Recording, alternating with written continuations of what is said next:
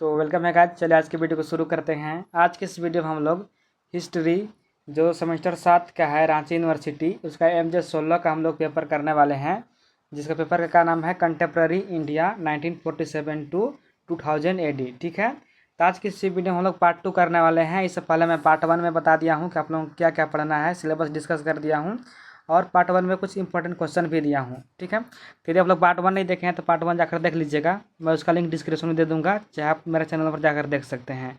तो आज के इस वीडियो हम लोग प्रैक्टिस सेट के जैसा करने वाले हैं, जो कि पार्ट 2 भी कर सकते हैं।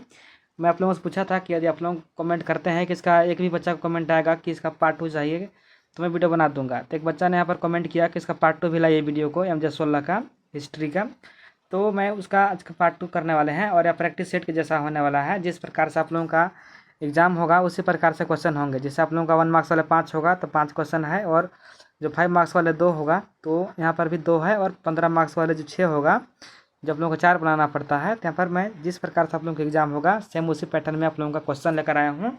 ठीक है, तो आप लोग एक टाइप से प्रैक्टिस करके देख सकते हैं कि आप लोग क्वेश्चन कर पाते हैं कि नहीं कर पाते हैं। तो चलिए शुरू करते हैं आज की वीडियो को।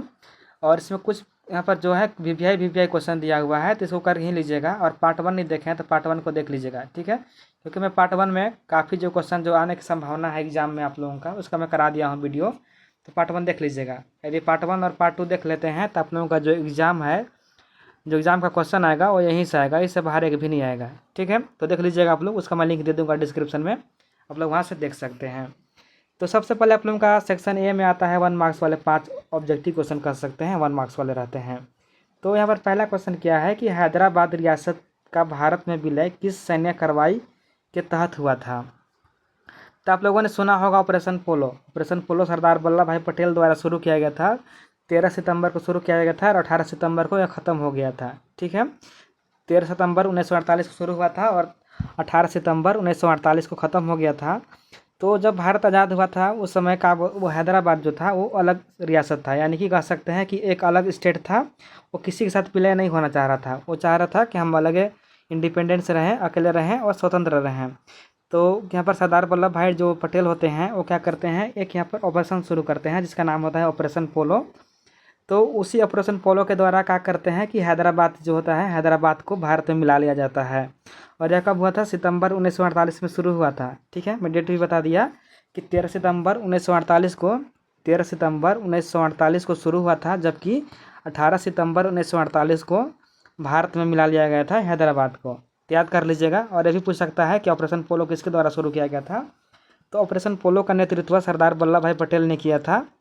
और ये भी पूछ सकता है कि ऑपरेशन पोलो क्यों शुरू हुआ था, तो हैदराबाद का भारत में मिलाने के लिए, यानी कि वहाँ भारत में विलय करने के लिए। तो क्वेश्चन किसी प्रकार से घुमा सकता है, तो आप लोग कन्फ्यूज मत होइएगा। यदि आप लोगों का जो कॉन्सेप्ट क्लियर रहेगा तो किसी प्रकार से क्वेश्चन पूछेगा तो आप लोग उसका आंसर कर सकते हैं। तो आप लोग कोशिश कीजिएगा समझने का, रटा मारने की कोशिश मत कीजिएगा। चलिए अगला क्वेश्चन क्या है कि भाषाई के आधार पर गठित होने वाला भारत का पहला राज्य कौन था। यानी कि जब भारत आज़ाद हुआ था उस समय पहला आंध्र प्रदेश एक ऐसा राज्य था जिसको भाषा के आधार पर क्या हुआ था, एक स्टेट का दर्जा मिला था 1953 में। जब भारत आज़ाद हुआ तब 1953 में जो आंध्र प्रदेश स्टेट बनता है वो भाषा के आधार पर बनता है। ठीक है, याद कर लीजिएगा कि भाषा के आधार पर गठित होने वाला पहला राज्य कौन था भारत का, तो आंध्र प्रदेश था। और कब बना था, 1953 में बना था।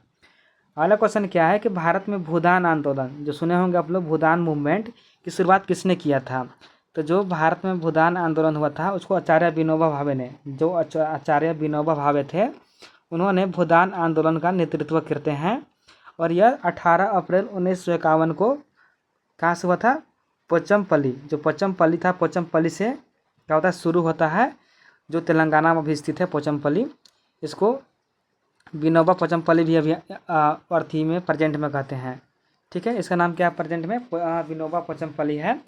तो ये जो आचार्य विनोबा भावे होते हैं उन्हीं के नाम पर इसका नाम अभी पड़ा है। तो यह पोचमपल्ली से शुरू किए थे भूदान आंदोलन, जो भूदान मूवमेंट था उसको शुरू करते हैं 18 अप्रैल 1951 को। तो डेट भी याद करते चलिएगा, ऐसा क्वेश्चन आप लोग घुमा सकता है। तो आप लोग यदि कॉन्सेप्ट क्लियर रहेगा तो आप लोग सभी क्वेश्चन को कर लीजिएगा। ठीक है, अगला क्वेश्चन क्या है कि भारत में हरित क्रांति यानी कि ग्रीन रेवोल्यूशन का जनक किसे माना जाता है। तो भारत में जो MS स्वामीनाथन है, MS स्वामीनाथन को भारत में हरित क्रांति का जनक कहा जाता है। और आप लोग कमेंट कीजिएगा कि पूरा देश में हरित क्रांति का जनक किसे कहा जाता है और भारत में हरित क्रांति कब आया था। आप लोग 2 चीज़ कमेंट कीजिएगा। आप लोगों का होमवर्क है, आप लोगों को पता है कि नहीं देख रहा हूँ, तो आप लोग कमेंट कीजिएगा 2 चीज़ कि विश्व में हरित क्रांति के जनक किसे कहा जाता है और भारत में हरित क्रांति कब आया था। अगला क्वेश्चन क्या है कि 1991 में भारत में आर्थिक उदारीकरण, निजीकरण और वैश्वीकरण यानी कि LPG जो मॉडल था, नीति किस प्रधानमंत्री वित्त मंत्री के कार्यकाल में लागू हुआ। यानी कि जो LPG था, जिसको बोलते हैं उदारीकरण, निजीकरण और वैश्वीकरण, ठीक है। यानी कि यहाँ का होता है लिबरलाइजेशन और प्रोपर्टिलाइजेशन और यहाँ पर ग्लोबलाइजेशन जो है LPG, उसको किस प्रधानमंत्री और किस जो वित्त मंत्री है उसके कार्यकाल में आया था। तो जब भारत के प्रधानमंत्री PP नरसिम्हा राव रहते हैं और जो वित्त मंत्री डॉक्टर मनमोहन सिंह होते हैं, उसमें भारत में नई आर्थिक नीति आता है 1991 में। ये भी क्वेश्चन पूछ सकता है कि भारत में नई आर्थिक नीति कब आया था, तो 1991 में आया था। और उसमें प्रधानमंत्री कौन थे, तो प्रधानमंत्री PP नरसिम्हा राव थे और उसमें का जो वित्त मंत्री फाइनेंस जो मिनिस्टर थे वो डॉक्टर मनमोहन सिंह थे, ठीक है। दोनों चीज़ याद कर लीजिएगा। चलिए अब यहाँ पर 1 मार्क्स वाले 5 क्वेश्चन हो गए, जो कि काफ़ी VVI है, इसको याद कर ही लीजिएगा। आप लोगों को उस क्वेश्चन जो है वो यहीं से बनेगा। और अपने जो पार्ट 1 है और पार्ट 2 है, ये दोनों पार्ट को देख लेते हैं तो आप लोगों का 95 जो % है वो यहीं से क्वेश्चन आप लोगों को मैच होगा।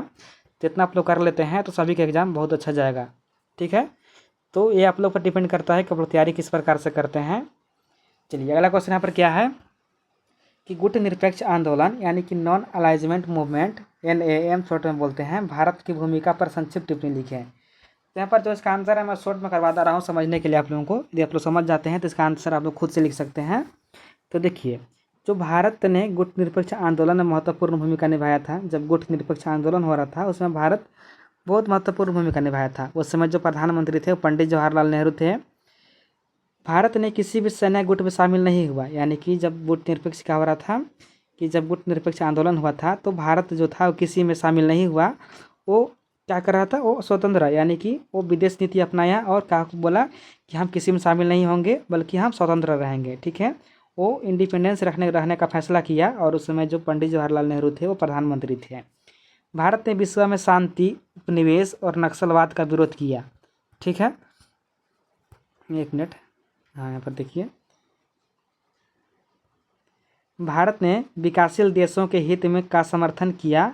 इस प्रकार भारत ने गुट निरपेक्ष आंदोलन को मजबूत बनाने में महत्वपूर्ण भूमिका निभाया। यानी कि जब यहाँ पर गुट निरपेक्ष आंदोलन हो रहा था उसमें भारत ने डिसाइड किया हम किसी के साथ यहाँ पर एक साथ नहीं, किसी के साथ नहीं होंगे बल्कि हम स्वतंत्र रहेंगे, ठीक है। यहाँ पर शॉर्ट में आंसर दिया हुआ है, आप लोग इतना लिखेंगे तो नंबर नहीं मिलेगा, आप लोगों को पूरा यहाँ लिखना पड़ेगा। तो आप लोग कोशिश कीजिएगा कि आप लोग खुद से ही अपना पन्ना बनाकर लिखने का प्रयास कीजिएगा, ठीक है। तो यहाँ पर मेरा क्वेश्चन आंसर दिखाने का मतलब यही था कि आप लोग समझ जाइए कि किस प्रकार से आंसर लिखना है।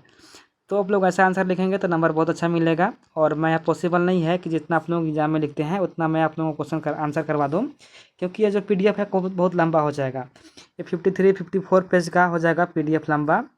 तो इतना आप लोगों के पास समय नहीं है कि आप लोग मेरा लेक्चर सुनते रहें, और आप लोग खुद से पढ़िएगा तो ज़्यादा बेटर रहेगा। खुद से समझने का प्रयास कीजिएगा, क्योंकि यह हिस्ट्री है, यहाँ पर मैथ का कोई कंक्लूजन नहीं है, ठीक है। मैथ का कोई कैलकुलेशन नहीं है कि आप लोग यहाँ पर समझाएंगे तभी समझेगा, क्योंकि यह हिस्ट्री है। यहाँ क्या बोलते हैं, यह आर्ट्स है। आर्ट्स में आप लोग अपने समझ कर लिखेंगे, यहाँ पर पॉइंट टू पॉइंट नहीं लिखना पड़ता है, आप लोग पॉइंट दे देकर लिखेंगे तो आप लोगों का नंबर मिल जाएगा। तो आप लोग कोशिश कीजिएगा कि अपने शब्दों में लिखने का। वहाँ पर लिखा रहता है कि विद्यार्थी यथासंभव अपने शब्दों में उत्तर दें, तो आप लोग अपने शब्दों में उत्तर देने का प्रयास कीजिएगा। मैं इसका आंसर एक बार दिखा दे रहा हूँ आप लोगों को, ठीक है। दूसरा क्वेश्चन क्या है कि देशी रियासतों के एकीकरण में सरदार वल्लभ भाई पटेल के योगदान को रेखांकित करें, ठीक है। अभी मैंने बताया कि जो सरदार वल्लभ भाई पटेल थे वो हैदराबाद को भारत में विलय करने के लिए पोलो ऑपरेशन शुरू करते हैं। तो वहीं पर पूछ रहा है कि सरदार वल्लभ भाई पटेल जो है वो भारत का जो रियासत है, भारत का रियासत एकीकरण, यानी कि जो अलग अलग गुटों में जो अलग अलग क्षेत्र में बट गया था भारत, उसको एकीकरण करने में, उसको मिलाने में सरदार वल्लभ भाई पटेल का क्या योगदान था। तो चलिए इसका आंसर देखते हैं क्या है कि स्वतंत्रता के समय भारत में अनेक देशी रियासतें थी, ठीक है। जब भारत आज़ाद हुआ था उसमें भारत अनेक छोटे छोटे टुकड़ों में बट गया था, जैसे कि हैदराबाद हो गया और जम्मू कश्मीर हो गया। ये अलग अलग यहाँ पर क्षेत्र में बटा हुआ था और वहाँ पर जो रूल कर रहे थे वो वहाँ के किंग थे, वहाँ के जो राजा थे वो रूल कर रहे थे, और उन लोग चाह रहे थे कि हम लोग भारत के साथ एकीकरण नहीं होंगे, बल्कि हम लोग स्वतंत्र रहेंगे और अपना खुद निर्णय लेंगे, हमारा अलग कानून होगा। ठीक है। तो सरदार वल्लभ भाई पटेल ने इन रियासतों को भारत में मिलाने में महत्वपूर्ण भूमिका निभाई। उन्होंने बातचीत, समझौते, आवश्यकता पड़ने पर कठोर कदमों का सहारा लिया, यानी कि उन्होंने बातचीत भी किया, समझाने का प्रयास भी किया। यदि बातचीत और समझने से नहीं उन लोग समझे तो उन लोगों ने सैन्य कार्रवाई भी किया। कठोर यहाँ कदम लिखा हुआ है, यानी कि सैन्य कार्रवाई भी किया। अधिकांश रियासतों ने भारत में विलय स्वीकार किया। हैदराबाद का भारत में विलय भी उनके नेतृत्व में हुआ था। यानी कि कुछ जो है वो कहना, वो बताने पे, बातचीत करने पे समझकर भारत में विलय होंगे, लेकिन जो हैदराबाद था वो हैदराबाद नहीं मानता है, जिसके कारण क्या होता है कि जो सरदार वल्लभ भाई पटेल होते हैं वो 13 सितंबर 1948 को एक ऑपरेशन पोलो नामक यहाँ पर एक शुरू करते हैं। ठीक है, एक ऑपरेशन शुरू करते हैं, ऑपरेशन पोलो नामक, वो हैदराबाद को मिलाने के लिए। इसी प्रकार पटेल ने भारत की राजनीतिक एकता को मजबूत करने का महत्वपूर्ण योगदान दिया। ठीक है, यानी कि उनका जो भारत में अनेक अनेक जो छोटे छोटे क्षेत्र था उसको मिलाने में महत्वपूर्ण भूमिका निभाए थे सरदार वल्लभ भाई पटेल। ठीक है, तो आप लोगों का 5 मार्क्स का क्वेश्चन का आंसर हो गया, और क्वेश्चन भी मैं दिखा दिया आप लोगों को। अब देखिए 15 मार्क्स के जो क्वेश्चन है वो आप लोगों के 6 आते हैं, लेकिन 6 आप लोगों को बनाना नहीं है, आप लोगों को 6 में 4 बनाना पड़ता है। तो आप लोग कोशिश कीजिएगा कि जिसका आंसर पहले जान रहे हैं, मान लीजिए 6 क्वेश्चन 1 है, 2 है, 3 है, 4 है, 5 है, 6, मान लीजिए जैसे क्वेश्चन नंबर है, तो सपोज दैट कि आप लोग क्वेश्चन नंबर 3 का आंसर सबसे अच्छा जान रहे हैं।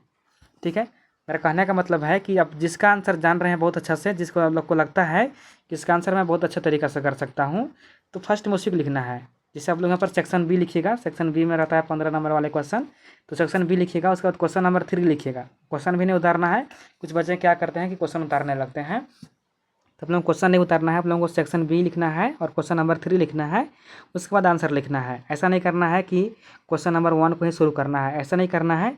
आपको जिसका आंसर पहले जान रहे हैं उसको लिखने का प्रयास सबसे पहले कीजिएगा। ठीक है, और कोशिश कीजिएगा कि 4 क्वेश्चन को 4 अटेंड करना है, किसी को छोड़ के नहीं आना है। यदि चारों क्वेश्चन आप लोग अटेंड करते हैं तो कुछ ना कुछ आप लोगों को मार्क्स मिल जाएगा, और छोड़ के आएंगे तो आप लोगों को कुछ नंबर नहीं मिलने वाला है। तो आप लोग कोशिश कीजिएगा कि हर एक क्वेश्चन को टच करें। कहा नहीं जान रहे हैं, बना के लिखने का प्रयास कीजिए, लेकिन लिख कराइएगा। ठीक है, चलिए अगला क्वेश्चन हम लोग देखते हैं। अगला क्वेश्चन है कि 1947 में भारत के विभाजन के कारणों तथा इसके राजनीतिक और सामाजिक आर्थिक परिणामों का आलोचनात्मक परीक्षण कीजिए। ठीक है, तो यहाँ पर देखिए पहला क्वेश्चन है, दूसरा क्वेश्चन यहाँ पर देख लीजिए। क्वेश्चन मैं पर दिखा दे रहा हूँ आप लोगों को, यहाँ पर 6 क्वेश्चन टोटल है।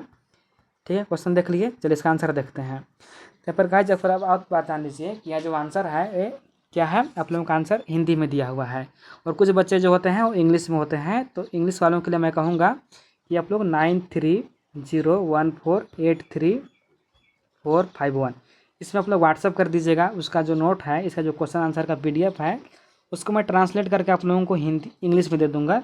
ठीक है, आप लोग व्हाट्सअप कीजिएगा और बोलेगा कि इंग्लिश PDF चाहिए, और बिल्कुल फ्री है, पैसा 1 रुपया नहीं लगने वाला है, बिल्कुल फ्री है। आप लोग इतना क्वेश्चन कर लेते हैं तो आप लोग यकीन कीजिए मेरा कि सभी के एग्ज़ाम बहुत अच्छा जाएगा, किसी का एग्ज़ाम खराब नहीं जाएगा। आप लोग पढ़े हैं नहीं पढ़े हैं दैट नॉट, ये मैटर नहीं करता है कि आप लोग पढ़े हैं कि नहीं पढ़े हैं। मैं जितना क्वेश्चन आंसर करवा रहा हूँ उतना आप लोग कर लेते हैं तो सभी के एग्ज़ाम बहुत अच्छा जाएगा। तो आप लोग कोशिश कीजिएगा कितना क्वेश्चन आंसर कर लीजिए। और इसका जो क्वेश्चन आंसर का PDF है मैं इंग्लिश में भी भेज दूँगा, और हिंदी के लिए मैं डिस्क्रिप्शन में दे दूँगा, आप लोग डाउनलोड कर सकते हैं डिस्क्रिप्शन बॉक्स से। तो 15 मार्क्स वाले पहला क्वेश्चन का आंसर देखिए। क्या क्वेश्चन था कि 1947 जो भारत है, भारत के विभाजन के कारण तथा परिणाम, यानी कि जब भारत के जो विभाजन हुआ था उसका क्या क्या कारण था, उसका क्या परिणाम निकला। तब 1947 में भारत का विभाजन हुआ और भारत तथा पाकिस्तान 2 अलग अलग देश बने। इसके पीछे राजनीतिक, सामाजिक और धार्मिक कारण थे। यानी कि जब भारत आज़ाद होता है 1947 में, तब यह क्या होता है कि अब भारत और पाकिस्तान 2 अलग अलग क्षेत्रों में बंट जाता है। विभाजन के क्या क्या कारण थे देख लीजिए, यहाँ पर शॉर्ट में मैं दिया हूँ, पॉइंट में दिया हूँ कि हिंदू मुस्लिम का अलगाव, यानी कि दोनों समुदायों के बीच राजनीतिक मतभेद बढ़ते गए। यानी कि कोई जो है वो हिंदू मुस्लिम के लेकर दंगे होने लगे, वहाँ पर हिंदू मुस्लिम होकर वहाँ पर होने से दो समुदाय जो थे हिंदू और मुस्लिम, उनके बीच मतभेद बढ़ते गया। ठीक है, मुस्लिम लीग की मांग उठी। मुस्लिम लीग ने मुसलमानों के लिए अलग राष्ट्र पाकिस्तान की मांग की। जो मुस्लिम लीग के नेता थे उन्होंने क्या किया कि मुसलमान है, मुसलमान के लिए एक अलग हमको राष्ट्र चाहिए जिसका नाम क्या होगा, पाकिस्तान होगा। चलिए और देखिए क्या कारण है। राष्ट्र सिद्धांत, मुस्लिम लीग ने हिंदू और मुसलमानों को दो अलग राष्ट्र माना। जो यहाँ पर मुस्लिम लीग थे उन्होंने हिंदू को अलग यहाँ पर होने का कह दिया, और जो मुसलमान थे मुसलमान के लिए एक अलग यहाँ पर देश का मांग किया। कांग्रेस और मुस्लिम लीग में मतभेद, यानी कि सत्ता का बंटवारे और प्रतिनिधित्व को लेकर दोनों में सहमति नहीं बन सकी। जो कांग्रेस पार्टी थे और वो एक मुस्लिम लीग पार्टी थे, दोनों में क्या हुआ, मतभेद बढ़ते गया, और जो मुस्लिम लीग थे उन्होंने अलग यहाँ पर देश का मांग करना शुरू कर दिया। ब्रिटिश नीति, यानी कि अंग्रेज़ों के फूट डालो और राज करो नीति का सांप्रदायिक तनाव को बढ़ाया गया। यानी कि जो ब्रिटिश जो थे, जो अंग्रेज लोग थे, उन लोगों का सिद्धांत था कि फूट डालो और राज करो। तो उन्होंने हिंदू मुसलमान को भड़काने का प्रयास करने लगा, और क्या हुआ, दंगा को बढ़ाने का उन्होंने बढ़ाने का प्रयास किया। इससे क्या हुआ कि हिंदू और मुसलमान में यहाँ पर हो गया, दंगा हो गया, और इसके कारण से मुस्लिम लीग जो थे वो अलग देश का मांग करने लगे, हम लोगों को अलग पाकिस्तान चाहिए। 1946 के सांप्रदायिक दंगे, यानी कि देश में हिंसा बहुत बढ़ गई, जिससे विभाजन का रास्ता आसान हुआ। जो विभाजन था उसका क्या राजनीतिक प्रभाव था। तो भारत और पाकिस्तान दो स्वतंत्र राष्ट्र बने, यानी कि भारत और पाकिस्तान दो जो इंडिपेंडेंस यहाँ पर कंट्री बन गए। ठीक है, भारत को अपनी नई सरकार और प्रशासन को मजबूत करना पड़ा। यानी कि भारत जब आज़ाद हुआ तो सरकार अपने हाथों मिल गया, तो उन्होंने सरकार को मजबूत करने का प्रयास किया, पुलिस प्रशासन यहाँ पर मजबूत किया।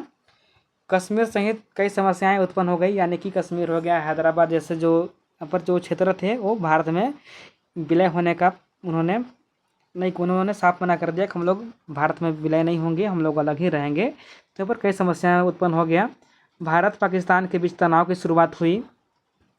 सामाजिक और आर्थिक परिणाम, क्या सामाजिक और आर्थिक परिणाम निकला उसको देख लीजिए कि लाखों लोगों को अपना घर छोड़कर दूसरे देश जाना पड़ा, बड़े पैमाने पर हिंसा और जनहानि हुई। यानी कि क्या हुआ कि मान लीजिए कोई पाकिस्तान था, पाकिस्तान यहाँ है, यहाँ पर हिंदुस्तान है, तो पाकिस्तान में भी हिंदू रहते थे और यहाँ पर हिंदुस्तान में भी मुस्लिम रहते थे। तो क्या हुआ कि जब अलग अलग यहाँ पर बट गया, यहाँ पर बॉर्डर मान लीजिए हो गया कि इधर पाकिस्तान इधर भारत है, तो जो यहाँ पर जो मुसलमान है उसको कह दिया गया कि आप भारत में रहना चाहते हैं तो भारत में रहिए, और यदि पाकिस्तान जाना चाहते हैं तो पाकिस्तान जाइए। तो इन्होंने क्या किया कि पाकिस्तान चुनने का प्रयास, हम लोग जाने लगे कि जो मुसलमान है वो पाकिस्तान जा रहे हैं तो हम लोग भी पाकिस्तान चल जाएंगे। तो इसके कारण क्या हुआ कि इन लोग अपना घर छोड़कर यहाँ पर पाकिस्तान जाने लगे, और यहाँ के जो हिंदू थे उनको मार पीट कर भगाया गया कि तो लोग अपना भारत जाओ, तुम लोग वहाँ पर रहना, यहाँ पर तुम लोग कोई जगह नहीं है। तो जिससे क्या हो गया कि जो हिंदू थे, जो मुसलमान थे, उनको अपना घर छोड़ना पड़ा, परिवार बिछड़ गए, लोगों का संपत्ति नष्ट हो गई। यानी कि जब परिवार बिछड़ेगा तो लोग जितना भी कमाते हैं, जो संपत्ति है, सबको लेकर जाना पॉसिबल नहीं है, तो कुछ संपत्ति छूट गया, जिसके कारण क्या हो गया, वो बिलाग नष्ट हो गया। शरणार्थियों को पुनर्वास की बड़ी समस्याएं आने लगी। जो मान लीजिए वहाँ पर पाकिस्तान छोड़कर भारत आए तो उन लोगों को रहने के लिए घर चाहिए, तो उन पर क्या समस्या होने लगी कि उन लोग कहाँ रहेंगे, क्या कमाएंगे, क्या खाएंगे, तो वहाँ पर बड़ी समस्याएं उत्पन्न हो गई। दोनों देशों की अर्थव्यवस्था और प्रशासन पर भारी दबाव पड़ा। यानी कि शुरू देश जब आज़ाद होता है तो किसी की जानकारी नहीं था कि देश को सुचारू रूप से कैसे चलाना है, किस प्रकार से यहाँ पर शासन व्यवस्था करना है। तो हम लोगों को क्या हुआ, वहाँ पर दबाव पड़ने लगा कि कैसे हम लोग अपना जो देश है उसको चलाएंगे सुचारू रूप से। निष्कर्ष क्या है कि भारत एक विभाजन आधुनिक भारतीय इतिहास की सबसे बड़ी घटनाओं में से एक था। इससे स्वतंत्रता तो मिली, लेकिन इसके साथ भारी सामाजिक और मानवीय पीड़ा भी हुई। यानी कि भारत तो आज़ाद हो गया, लेकिन यहाँ पर काफ़ी जो था वो दंगे फसाद हुआ, जिससे कई लोगों की जान चली गई, जान मान का हाल ही हुआ। ठीक है, चलिए दूसरा क्वेश्चन क्या है देख लीजिए कि भारतीय संविधान के निर्माण में प्रारूपी समिति जो डॉक्टर BR अम्बेडकर थे उसकी क्या क्या भूमिका था, तो भूमिका को लिखना है। तो इसका आंसर देख लीजिए क्या है कि भारतीय संविधान का निर्माण संविधान सभा ने किया। संविधान को तैयार करने में प्रारूपी समिति जो डॉक्टर भीमराव अम्बेडकर की महत्वपूर्ण भूमिका थी। तो प्रारूपी समिति का गठन कैसे हुआ, प्रारूपी समिति का गठन 29 अगस्त 1947 को हुआ। इसके अध्यक्ष डॉक्टर भीमराव अम्बेडकर थे। ये क्वेश्चन आता भी है, 1 मार्क्स में पूछेगा कि प्रारूपी समिति का अध्यक्ष कौन थे, तो आप लोग लिख दीजिएगा डॉक्टर भीमराव अम्बेडकर। और मैंने पहले भी आप लोगों से कहा है कि आप लोग 1 मार्क्स के लिए मत पढ़िए, आप लोग 15 मार्क्स और 5 मार्क्स की तैयारी कीजिए। यदि आप लोगों को 15 मार्क्स और 5 मार्क्स का क्वेश्चन का आंसर तैयार हो जाता है तो आप लोगों को 1 मार्क्स देखने की ज़रूरत नहीं पड़ेगा, क्योंकि 15 मार्क्स से और 5 मार्क्स से ही 1 मार्क्स के क्वेश्चन पूछे जाते हैं।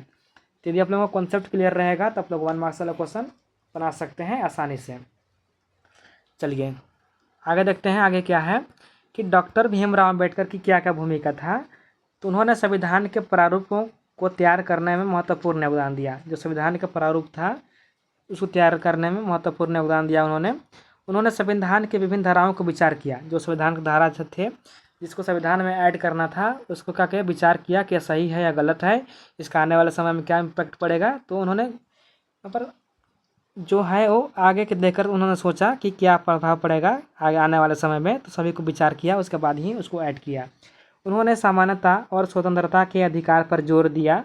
उन्होंने सामाजिक भेदभाव और अस्पृश्यता समाप्त करने का समर्थन किया। यानी कि जो भारत में छुआछूत थे, जब भारत आज़ाद नहीं हुआ था उससे पहले से ही हम लोग जो छुआछूत की भावना उत्पन्न हुई थी। जो डॉक्टर भीमराव अम्बेडकर थे वो एक दलित वर्ग से बिलोंग करते थे, तो उनको पता था कि किस प्रकार से छुआछूत होता है। वो विदेश से यहाँ पर डिग्री प्राप्त करने के बावजूद भी उनके साथ क्या होता था, यहाँ पर भेदभाव किया जाता था जात पात को लेकर। तो उन्होंने समाप्त करने का समर्थन दिया। उन्होंने कमज़ोर वर्गों के अधिकार की सुरक्षा पर भी ध्यान दिया। यानी कि जो कमज़ोर वर्ग है उसका अलग से यहाँ पर रिजर्वेशन दिया गया। उन्होंने लोकतंत्र और कानूनी के शासन को मजबूत बनाने में योगदान दिया। प्रारूपित समिति का क्या क्या कार्य था, देख लीजिए। कार्य यहाँ पर है कि संविधान सभा के निर्माणों को कानूनी रूप देना, विभिन्न धारा प्रावधानों को व्यवस्थित करना, संविधान के प्रारूपों को तैयार करना, संविधान सभा में चर्चा के बाद आवश्यक संशोधन करना। ठीक है, निष्कर्ष देख लीजिए क्या कंक्लूजन है। तो डॉक्टर भीमराव अम्बेडकर प्रारूपित समिति ने भारतीय संविधान को लोकतांत्रिक, समानतापूर्ण और न्यायपूर्ण बनाने में महत्वपूर्ण भूमिका निभाई। इसलिए डॉक्टर भीमराव अम्बेडकर को भारतीय संविधान का मुख्य शिल्पकार भी कहा जाता है। ठीक है, तो ये रहा आप लोगों का 1 क्वेश्चन और 2 क्वेश्चन का आंसर हो गया। अब यहाँ पर 3 क्वेश्चन का भी आंसर दिया हुआ है, उसी प्रकार से चौथा का भी है। यहाँ पर देख लीजिए, क्वेश्चन नंबर 4 का भी आंसर दिया हुआ है और क्वेश्चन नंबर 5 का भी आंसर दिया हुआ है। यहाँ देख लीजिए, यहाँ पर क्वेश्चन नंबर 5 का आंसर है और क्वेश्चन नंबर 6 का भी आंसर दिया हुआ है। नीचे देख लीजिए क्या है।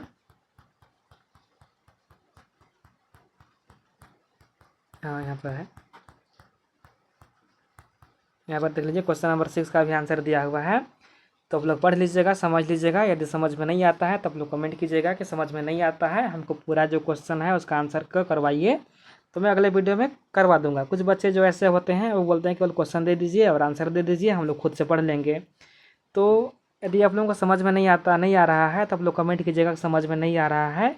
जब अगला वीडियो बनाइएगा तो पूरे अच्छे तरीक़े से समझा दीजिएगा। तो मैं कोशिश करूँगा कि जो 15 मार्क्स वाले क्वेश्चन है सभी को यहाँ पर एक्सप्लेन करने का प्रयास करूँगा। ऐसे काफ़ी वीडियो लंबा हो जाता है। देखिए अभी 22 मिनट का वीडियो हो गया और मैं पूरा जो एक्सप्लेन करूँगा, अभी 4 क्वेश्चन और बच जा रहे हैं, तो 4 को एक्सप्लेन करूँगा तो हम लोग का 20 मिनट और लग जाएगा। यानी कि यहाँ पर 1 से 1.5 घंटा का वीडियो बन जाएगा। तो 1 घंटा का वीडियो बन जाएगा तो आप लोगों का भी MJ 16, 17, 18, 19 को तैयारी करना है और प्लस में माइनर का भी तैयारी करना है। तो आप लोग, मैं जितना क्वेश्चन दे रहा हूँ आप लोग उतना करते जाइए। समझ में नहीं आता है तो आप लोग कमेंट कीजिएगा समझ में नहीं आ रहा समझा दीजिए, तो मैं समझा भी दूंगा, क्योंकि यह वीडियो काफ़ी लंबा हो जाएगा इसलिए मैं समझा नहीं रहा हूँ। आप लोग खुद से पढ़ लीजिएगा। सभी का आंसर यहाँ पर आसान शब्दों में दिया हुआ है, बिल्कुल पॉइंट टू द पॉइंट दिया हुआ है, तो आप लोग समझ जाइएगा। समझने में किसी प्रकार से कोई भी परेशानी नहीं होगी। तो मैं आशा करता हूँ कि आज का वीडियो पसंद आया होगा। यदि वीडियो पसंद आया होगा तो प्लीज़ वीडियो को लाइक कीजिए और अपने दोस्तों के पास भी शेयर कीजिए, क्योंकि मैं इसी तरह से वीडियो और भी बनाने वाला हूँ जब तक आप लोगों का एग्ज़ाम ख़त्म नहीं हो जाता है। आप लोगों का यहाँ पर 5 पेपर का एग्ज़ाम नहीं हो जाता है, क्योंकि आप लोगों का 5 पेपर होगा, सबको पता है। MJ 16, MJ 17, MJ 18 और MJ 19, और एक जो है आप लोगों का MND, जो आप लोगों का माइनर D है उसका भी एग्ज़ाम होगा। तो आप लोग कमेंट कीजिएगा कि आप लोगों का माइनर में कौन सा पेपर है, मैं उसका भी वीडियो बना दूँगा। और आप लोग कमेंट कीजिएगा कि नेक्स्ट जो वीडियो है वो किस टॉपिक में चाहिए, तो मैं उसके आधार पर भी आप लोगों को वीडियो बना दूंगा। ठीक है गाइस, तो आज की वीडियो को यहाँ पर अंत करते हैं, फिर मिलेंगे हम लोग नई वीडियो के साथ। तब तक के लिए धन्यवाद। पढ़ाई करते रहिए। और इसके अलावा भी आप लोगों का कोई अलग सब्जेक्ट है, जैसे कि हिंदी हो गया और इंग्लिश हो गया, हिंदी हो गया, पॉलिटिकल साइंस हो गया, तो मैं उसका भी वीडियो बना दूंगा। मैं जियोग्राफी का वीडियो अपलोड कर दिया हूँ, उसको भी देख लीजिएगा यदि आप लोगों का जियोग्राफी है तो। ठीक है गाइस, तो बस इतना ही आज की वीडियो में रखते हैं। पढ़ाई कीजिए। Best of luck. धन्यवाद।